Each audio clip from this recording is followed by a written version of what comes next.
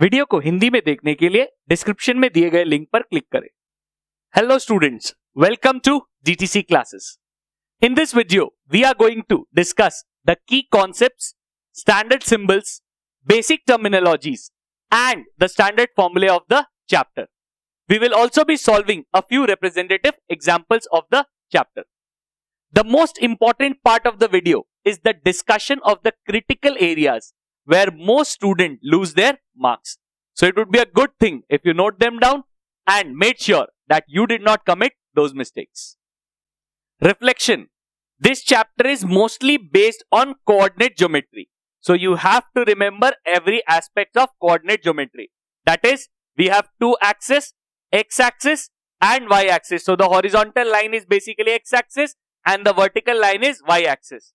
Also, we need to understand that any point in the coordinate geometry is represented by coordinates. So the coordinates are always represented in the form of x, y, where the x represents abscissa and y represents the ordinate. In this particular chapter, we are going to understand how a certain point behaves when it is reflected in a certain line. So basically, if there is a point A with the coordinates x, y, and I am assuming this line, that is the axis of reflection, as the mirror, so therefore an image will be formed of this particular point. So we need to find what are the coordinates of this image. So there are certain rules that we need to follow, but before going that, we need to understand certain key points. The first thing is, since this is the object and this is the image, a straight line that joins the object and the image, that is the original point and the reflected point, is perpendicular to the axis of reflection. So therefore, a 90-degree exists between this red and blue line. This might not be very helpful right now, but may later become handy. Also, we need to understand that this point is as front in the mirror as the point is behind in the mirror. So basically, the reflected point is as behind in the mirror as the original point is in front of the mirror. That simply means that this distance between the point and the axis of reflection will be equal to the reflected point and the axis of reflection. So therefore, you need to remember that the distance between the point and the axis of reflection is equal to the distance between the reflected point and the axis of reflection. So this distance will be equal to this distance. Even though I have drawn this line as a horizontal one, it might not be. It might represent a vertical line like y-axis or any line that is parallel to y-axis. It may be a horizontal line as well, that is a x-axis or any line parallel to x-axis. Do not need to worry. Once we will be doing sums, you will get the hang of it. Also, you need to understand one more term that is usually asked: invariant points. What are invariant points? Invariant points are those points which after reflection do not change their coordinates. That simply means have no effect on their coordinates. What do I mean by that? If you understand that this point after reflection will change into some other point. So if you imagine the coordinate axis here and this being supposedly x-axis. So whatever the coordinates of this point were, suppose 2, 3, will change into something else. Obviously, two different points cannot have same coordinates. Then how do invariant points have same coordinates? That is, obviously they are not two different points. They are the one and same points. How can that be true? It can be true if the point lies on the axis of reflection. So if any point that lies on the axis of reflection will be invariant. The word invariant comes from do not vary. So it will not change its coordinate even after reflection in that particular line. The questions of this chapter are generally of two forms. The first variety is where the question does not demand that a graph needs to be drawn. So therefore, you have to write all the answers on your basic answer sheet and you need to write proper statements. If you do not write proper statements, a lot of marks will be cut. Also, and the second variety is where the question demands that a graph is to be drawn. This question needs to be done on a graph paper. They mostly give you the scale, so you do not have to worry as to which points you need to consider. You need to draw a graph paper and simply write the final answer, like the finishing statement, on your answer sheet. Nothing more. So now we first will look at the statements. You need to remember these statements very properly, very accurately. And the statements are very easy. Before going into statement, you need to understand, we just discussed that the axis of reflection can be any line. It could be x-axis, it could be y-axis, it could also be the origin. It could be any line that is parallel to x-axis, it could be any line that is parallel to y-axis. So you need to consider these 5 possibilities. The question will revolve around these 5 possibilities only. So let us start. The reflection of point x comma y. So I have taken any point which has a coordinate x comma y. It could be anything, 2 comma 5, minus 2 comma 3, whatever. So the reflection of point x comma y in x-axis is the point p dash x comma minus y. Basically, since this is a reflection in x-axis, x will save the x coordinate but will not save the y coordinate. So therefore, x does not change but y changes from plus y to minus y. Simply stating, you just change the sign. If it was 3, it becomes minus 3. If it was minus 3, it becomes plus 3. As simple as that. So whenever you are reflecting any point in x-axis, you need to understand that its x coordinate will not change but the y coordinate will change. Y coordinate will become negative of what it already was. So therefore, the reflection of point px comma y in x-axis is the point p dash x comma minus y. Next, you need to copy the whole statement like the same statement, just change x-axis to y-axis and therefore the coordinate will change. Since now this is being reflected in y-axis, y-axis will save the y coordinate but not the x coordinate. Therefore, the y coordinate will remain the same but the x coordinate will change into its negative sign. So the point px comma y will now become point p dash minus x comma y. And when it is reflected in the origin, origin is not a brother of any x or y. So it will not change, it will not help anyone, it will let both of them change. So when reflected in origin, both the signs change of x coordinate as well as y coordinate. So x will become minus x and y will become minus y. So whenever a point is reflected in x-axis, its y coordinate changes. So if the point originally was 2 comma 3, it will now become 2 comma minus 3. If the point is reflected in y-axis, its x coordinate changes.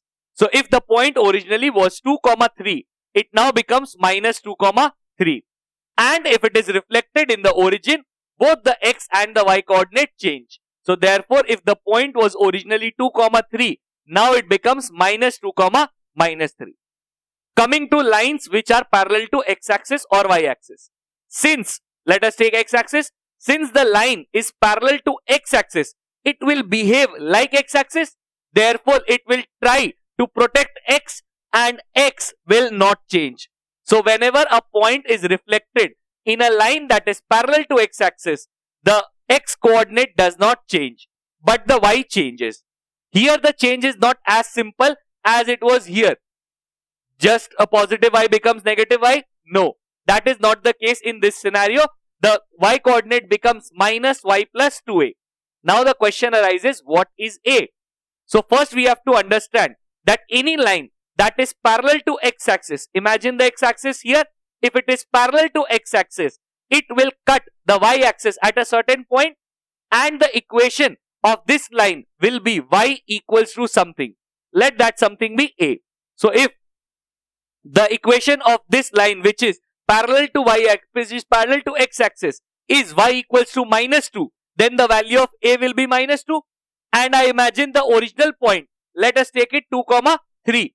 So if the original point was 2 comma 3, the new point will be 2 comma minus 3 plus 2 into 2, 2 into minus 2. So that will become minus 3 minus 4, that is minus 7. So 2 comma minus 7 will be the new point.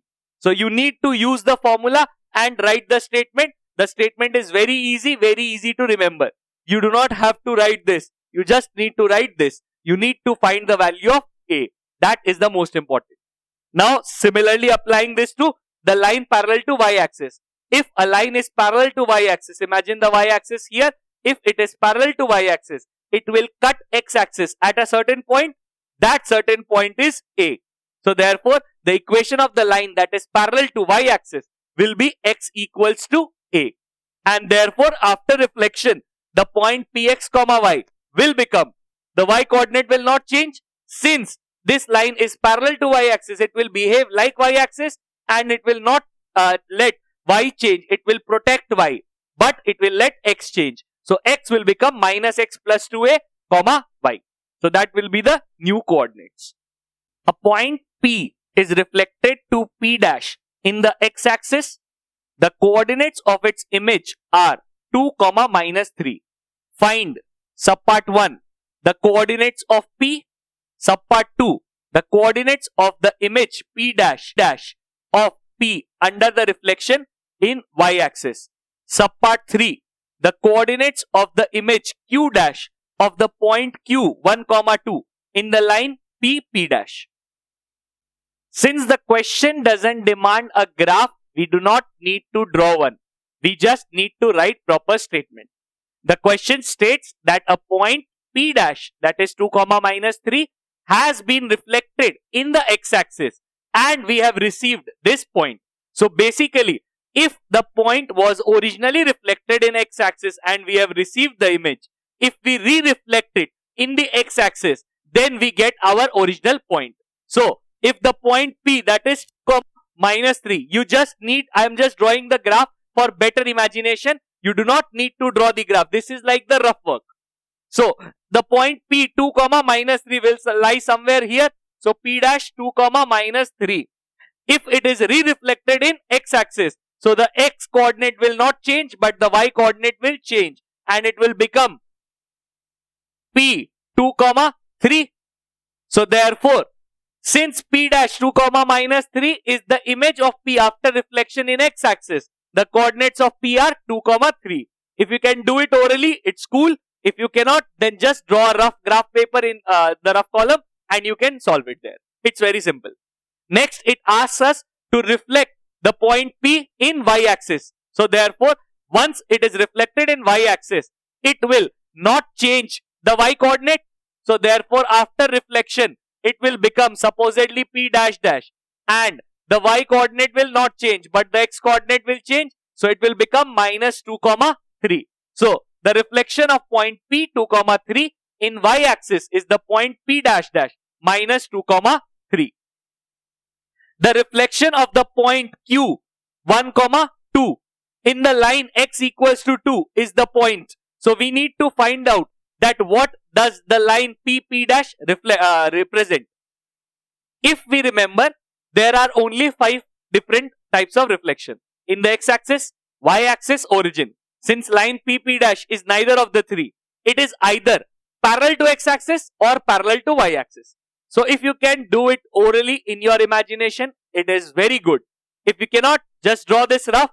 You mark a rough point P and a rough point P dash and you just draw a straight line.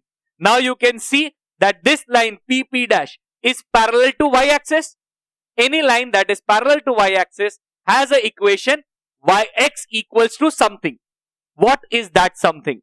X equal to a. The value of a will depend on the x coordinate. So therefore the value of a will be 2. So now I know that the equation of the line P P dash is x equals to 2. So the reflection of point Q 1 comma 2 in the line x equals to 2 and the formula states that the y coordinate will change. So 2 will remain 2 but the x coordinate will change. Minus x plus 2a. So minus x was already 1 plus 2 into a, that is 2. So you get 2 2s are 4 minus 1, that is 3. So the coordinates of q dash will be 3 comma 2. Use graph paper for this question. Take 2 centimeter equals to 1 unit along both x and y axis. Plot the points O 0 comma 0 comma a minus 4 comma 4 comma b minus 3 comma 0 and c 0 comma minus 3. Subpart 1. Reflect points a and B in the y-axis and name them A dash and B dash respectively.